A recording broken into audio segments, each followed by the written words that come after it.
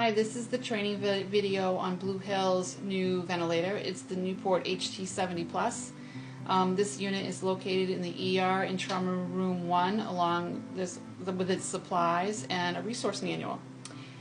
So let me take you around a little bit. So this is the front, and this tubing here is the circuit, and it's hooked. This is the gas outlet, so all the gas is going to go to the patient, comes through here, and this is its filter. And there's two tubings here. We have the proximal line and the exhalation valve. And then over here in this little connection, this is the flow sensor. The buttons on the front, just to walk you through a little bit. Up at the top, this handle will alarm. When it alarms, it will shine a red light. This is how you silence the alarm. This is a breath indicator, so a little light will shine every time there's a breath delivered. Coming across the top, this is your start ventilation button, and this is a touch screen. Circuit check and activate presets, and I'll talk about that in a second. You can cancel if you change your mind during a setting. This is how you accept a change or setting that you've asked for, and this is how you toggle in the numbers. And these are little soft buttons down below too. For Blue Hill, most of the time it's already programmed for assist mode. This unit is set up so you can individually plug in your settings, customize for your patient one at a time, and hit accept and do it that way. Or we have preloaded a couple of presets for the patient based on their height. And then that's a starting point, and you can get them started and then adjust the ventilator from there. So there are, on the right hand side, this is your mixer. This is where you will adjust your FiO2, and you have to take this off to do a circuit check and replace it when you're ready to start your ventilations. On the way back, there's a toggle switch for on and off, and there's a little release for the battery if you ever had to change it. And then on this side, on the right, there's just a fan exhalation for the unit to stay cool, and you want to make sure not to occlude that with anything or it will get overheated. On the mixer, you want to be sure that the oxygen, the 50 psi flow meter, is what's hooked up to this machine, just like the BiPAP. So there are prerequisites to being hooked up to this machine. So first off, you need a patient who's intubated. It doesn't matter if it's an ET tube or an LMA or what it is, but they have to be intubated, and you have to confirm that with chest x-ray, auscultation, capnography. You want an order that has all the details you need, and you'll want to assemble your equipment. Now it should come almost ready to go. You might have to add to it. This is a T connector if you had to administer a medication through the tube, like a nebulizer, and you'll want to hook it up to the end closest to the patient, just like the BiPAP. That's also in the respiratory cabinet in the ER. And for Susie, for the presets, we're going to want to know her height. So we're going to say she's 5'6", and I just want to show you that in that resource book, this is a tool that you can calculate her predicted body weight and her tidal volume by going by her height and what her predicted body weight should be. There's a male and a female side, and go across, and you can help predict what the tidal volume will be for her. But the presets will help you because there's some started already loaded in here. So what you're going to do first, best practice, is to do a circuit check, and before you do a circuit check, you need to take off the mixer. So to do that, you are going to rotate it down so that the green tubing is right up.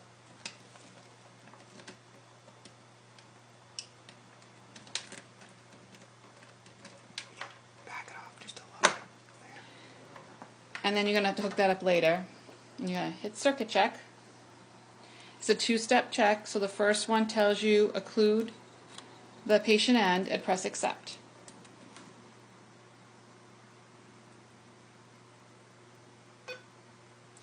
And then step 2 is to open the patient circuit and press accept.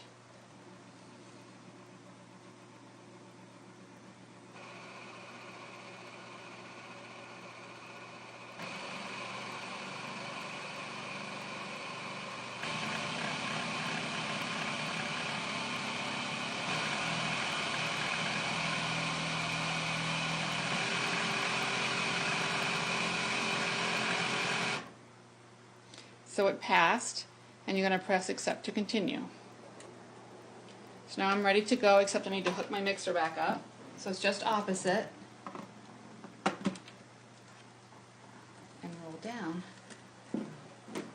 Okay.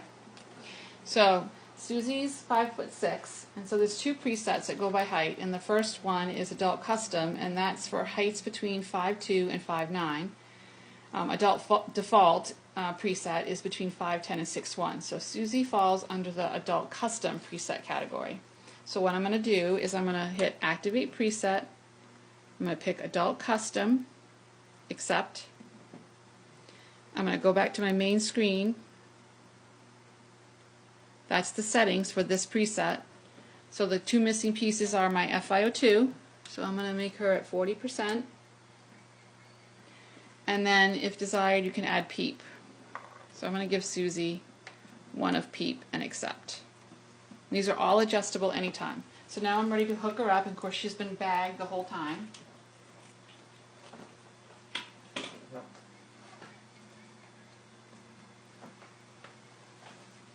So now I'm going to start ventilation. And right away you can see I got a high pressure. So I'm going to go, it's going to try to deliver her a breath, but I'm going to go right to the alarm and figure out what it is. It tells me high pressure, so I know Susie likes her pressures up high. Because she has really stiff lungs.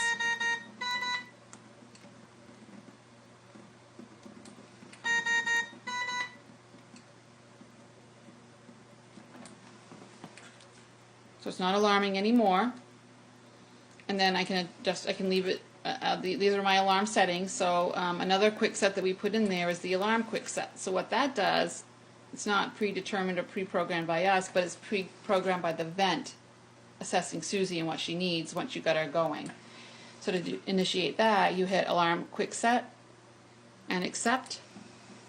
And so it's going to monitor Susie's breathing and how her lungs feel for 30 seconds. And once it's done that, it will program in what her settings would be, and they're all modifiable. Now, if during this 30 seconds another alarm went off, you would have to adjust the settings to make that alarm not be firing anymore, and then start that whole process all over again.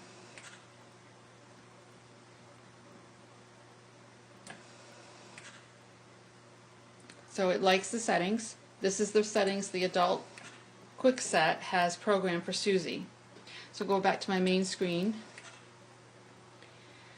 It tells you right up top in settings that it's in the assist mode, volume control. And if any time her ABGs come back bad, she's cyanotic, hypoxic, she isn't doing well, we could go and adjust these at any time. Let's say I want her to have more of a respiratory rate. So I'll go to respiratory rate, and I'll make her respirations 14, hit accept, and now they're changed.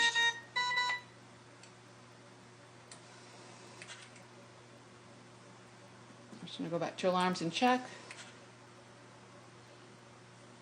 And she's happy right now. So we're good. And she's going. And so you're just continually monitoring her and adjusting the vent per her needs until Life Flight's here. So when Life Flight arrives and brings their vent, you hook Susie up to their vent, and how to shut this unit down is you just reach around the back and you flip the toggle switch once you find it.